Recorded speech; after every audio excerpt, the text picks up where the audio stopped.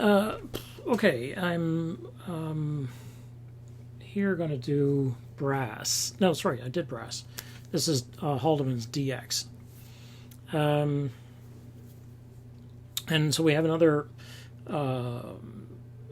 concrete poem where things are broken up and distributed, and there's going to be a lot of reasons for that. But anyway, we'll go through the poem, and then that is, I'll read the poem, and then we'll go back. So every night you build a little house, you dig a hole and cover it with logs. Cover with logs with sandbags against the shrapnel weather. A house you sleep beside and hope not to enter. Some nights you wake to noise and light and metal singing. Roll out of the bag and into the house with all the scorpions, centipedes, roaches, and no bullets flying inside it. Most nights you just sleep. Deep sleep and dreamless, mostly from labor. This night was just sleep. In the morning you unbuild a house. Hours of work again for nothing. Kick the logs away, pour out the sandbags into the hole. Roll up the sandbags for the next night's bit of rural-urban renewal. Eat some cold, bad food. Clean your weapon. Drink instant coffee from a can. Check the tape on the grenades. Check the pins. Inspect ammo clips. Clean the top rounds with illegal gasoline. Most carefully repack the demolition bag, blasting caps, TNT, plastic, time fuse, dead cord. 10 kilograms of fragile, most instant death. Then shoulder the heavy rucksack, secure your weapons and tools, and follow the other primates into the jungle, watching the trees. Walk silently as possible through the green, watching the ground.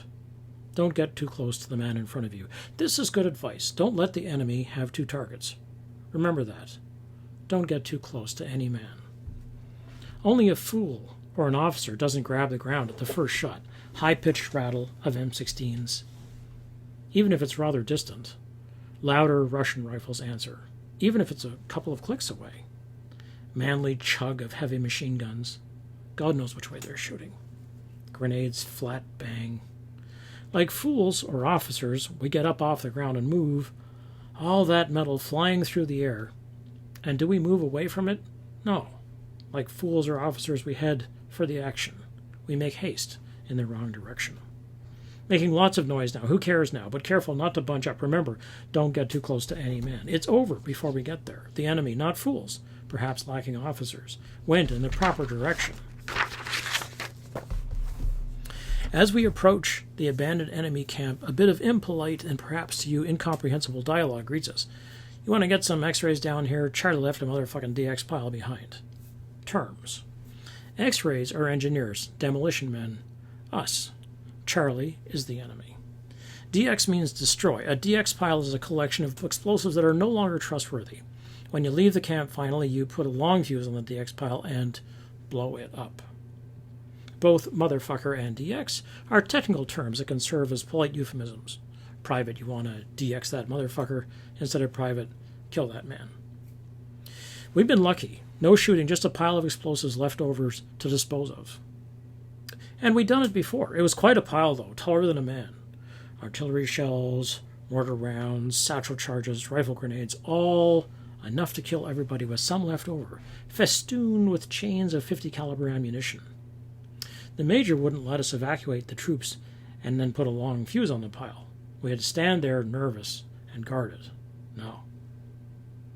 They'd been working hard when they first got lunch and a nap, and now we can move them out, and we can blow it. We like this, we. We didn't know it was wired for sound. It was booby-trapped. Remember, don't get too close to any man. Don't know that Farmer had an actual farm waiting back in Alabama, and don't know that Crowder has new grandbabies and is headed for retirement when he gets home. And don't know that Doc was a basketball champ in his black high school and really did want to be a doctor, because they're all one short beep of a radio detonator away from a sound so loud you don't hear it really. Gray smoke, blood. It just hits you like a car. Everywhere blood and screaming. Doc, with both his long legs blown off, dies quickly. Sergeant Crowder, separated from one foot, is unconscious or stoic. Farmer had his belly spilled, but lived long enough to shout, "Professor, where'd they get you?" And, since I didn't have enough breath for a complete catalog, foot, shins, knees, thigh, groin, genitals, arm, ear, scalp, and disposition, I settled for the balls. "Oh my God," Farmer said. Then he died. 2 days later, I woke up in a dirty hospital, set up like Frankenstein's charge. Woke up in time to see Crowder leave with a sheet over his eyes, and so it was over, in a way. The whole squad DX, but me. There is nothing for it. There is nothing you can take for it. They are names on a wall now. They are compost in Arlington, and somehow I am not.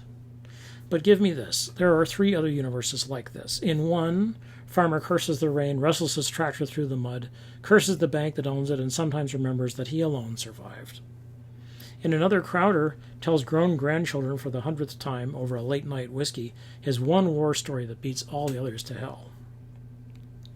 In the third, Doc stands over a bloody patient, steady hand, healing knife, and sometimes he recalls bloody years past, and sometimes remembers to be glad to be alive. In these worlds, I am dead and at peace. Okay, so this is a very long narrative poem. Relatively, I mean, this kind of narrative poetry has sort of gone out of style, sort of. And it is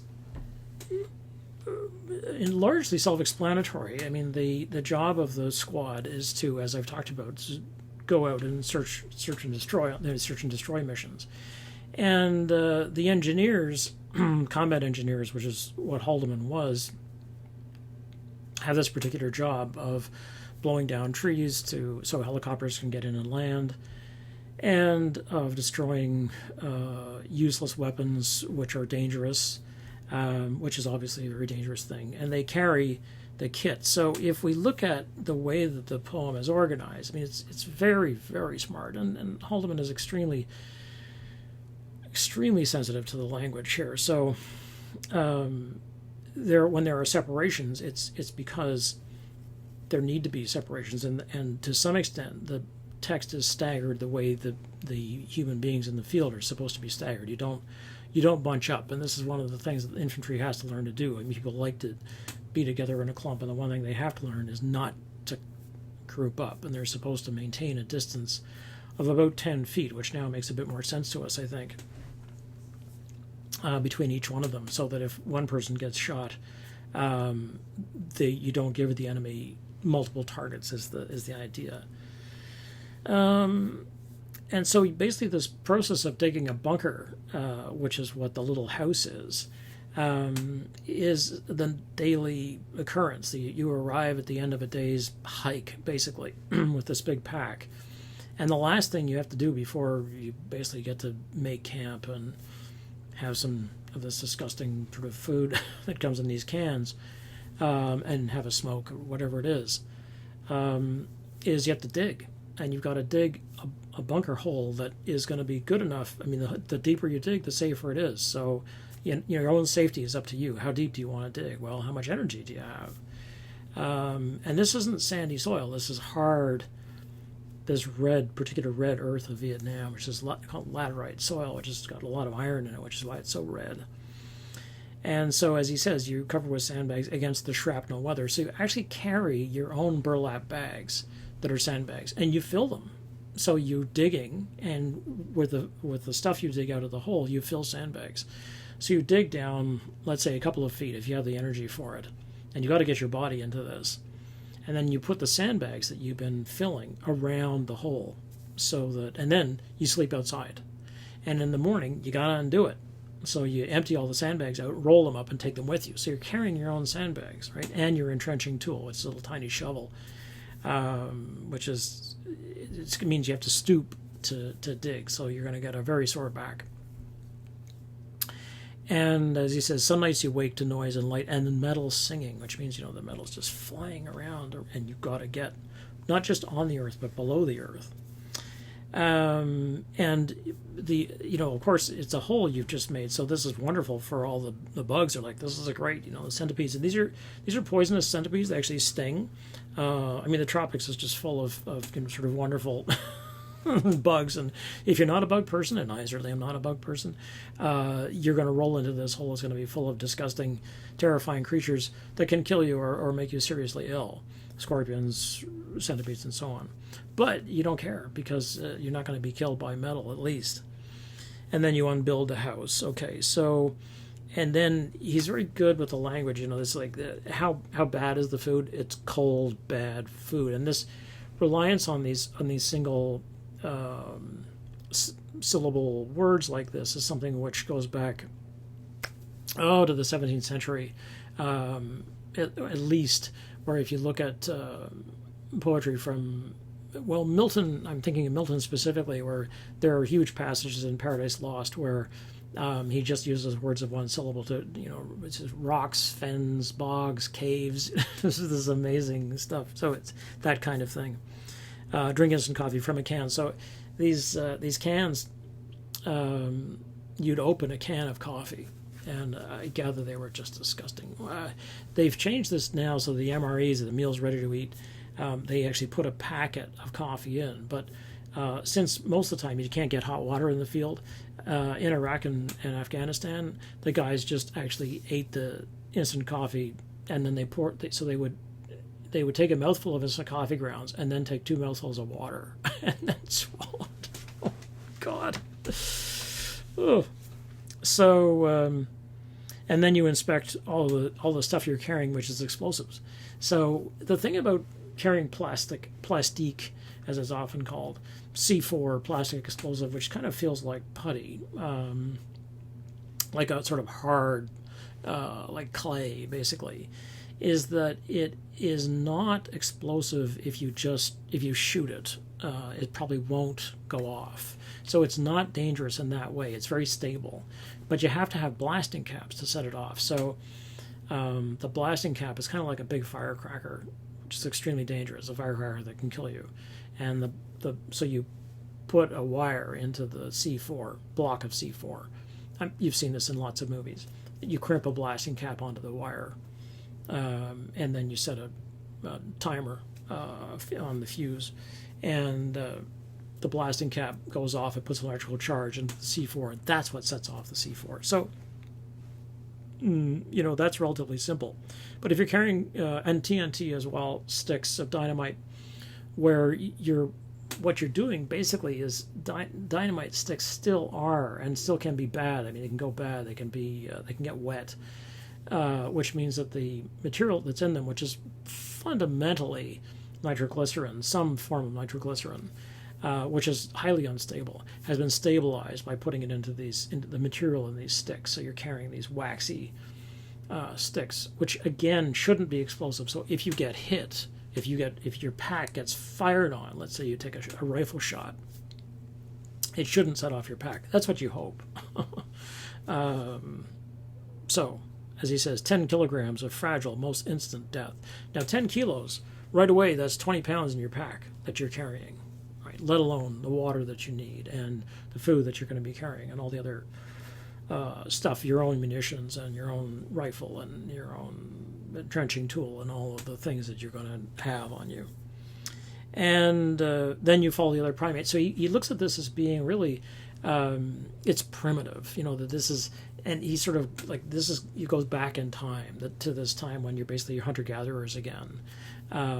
It's sort of this commentary on what it is to be a contemporary soldier, which is still very savage. And I'm using savage here in a way where, by the Enlightenment's worldview, basically, these would be savages. Basically people who are barely literate, don't use language, sort of just grunt.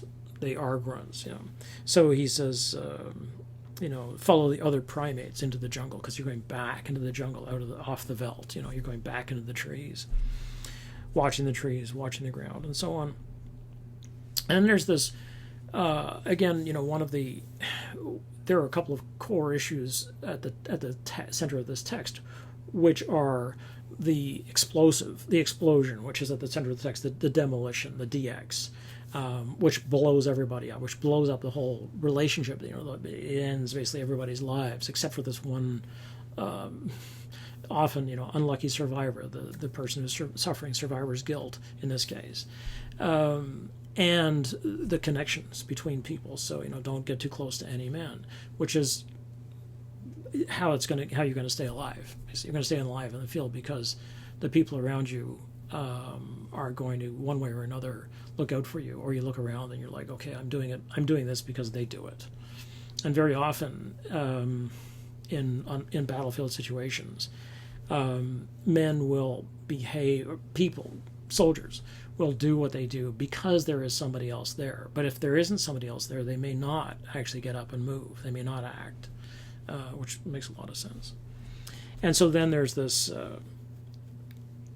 now on his page 219, our page 17, and on the right-hand side of the poem, it's all weapons. The M16, the Kalashnikovs, the grenade, and all this metal is sort of flying through the air now. So there's this weather pattern. Now, Vonnegut talks about this as well in Slaughterhouse-Five, where he talks about the bombing of Dresden, which he survives, and the weather that men make outside, which is mostly full of metal rain.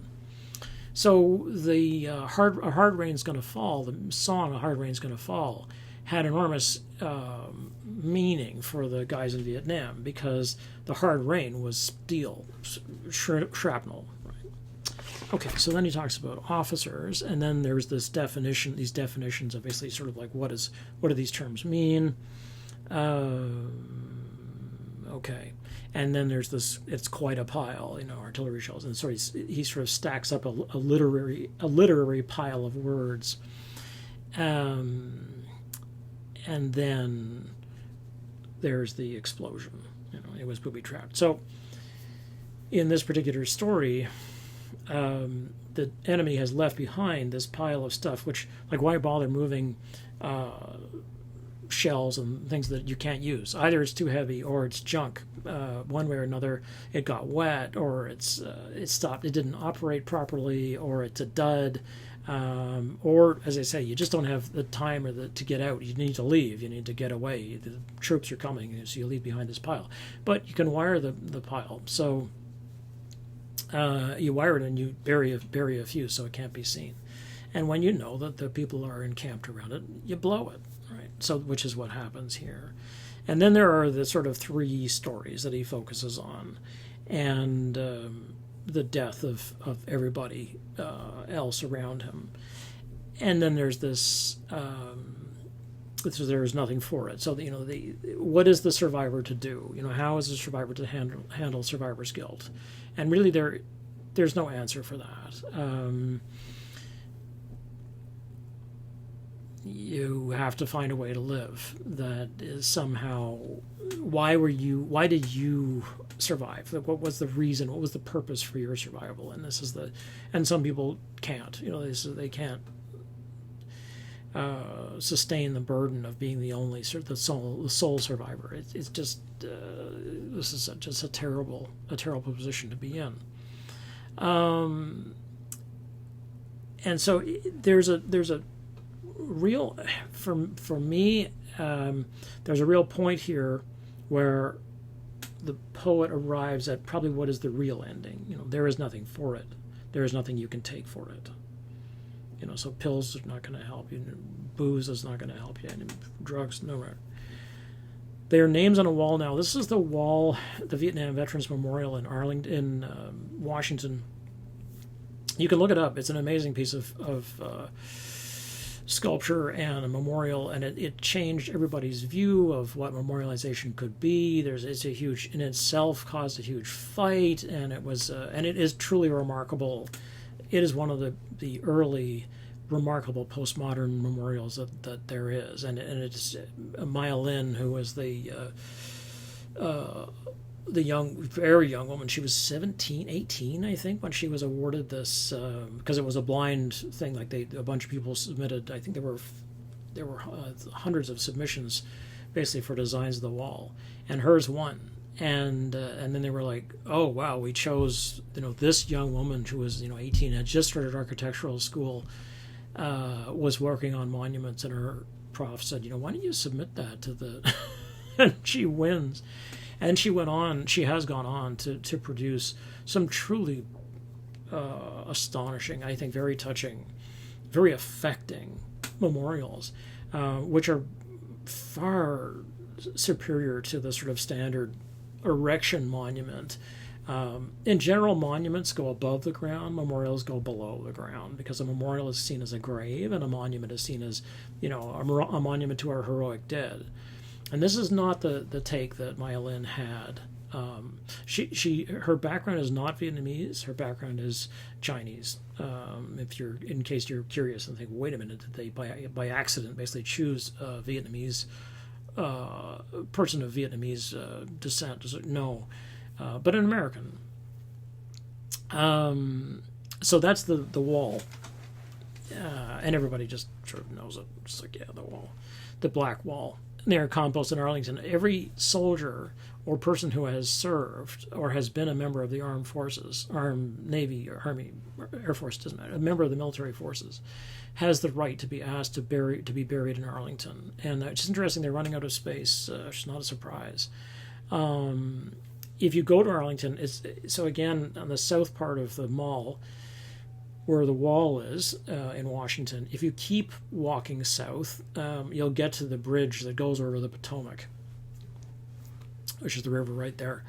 It's all very historical because, the Civil War came right there. The Army camped on the banks of the Potomac. So the whole thing is just loaded with history. And the bridge is they walked, if you've seen it,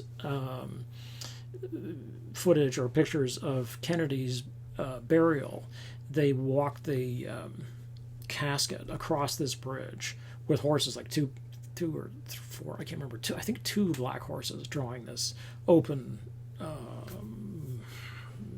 bier, I guess, BIER, with the casket of Kennedy and so on, because it was such an enormous it was considered to be a serious national trauma, and it was a national trauma. So they walked because he had served in the Navy, across the bridge to Arlington. And so Arlington is right there. So if you go to visit D.C., which I recommend, and just wait for the COVID to be over, and I'd wait until the election is over, and we see what happens with the election. So don't be rushing off to Washington in the next couple of months. I don't recommend it at all. It's not a good idea. Just south of Washington is Virginia, because Washington is a district, right? District of Columbia. It's not a city. It's a district. Okay, it's not a state. Okay. They are compost in Arlington, so that's where the ashes, basically, or whatever, the dead bodies end up of these soldiers. And somehow I am not. Okay, and this is really, for me, that's it. The end. It's the end of the text. But then there's this sort of epilogue where the poet imagines, what if, give me this little shred of hope, basically, that somewhere I'm at peace and dead, and the others have lived. A very touching poem, and a very beautiful poem.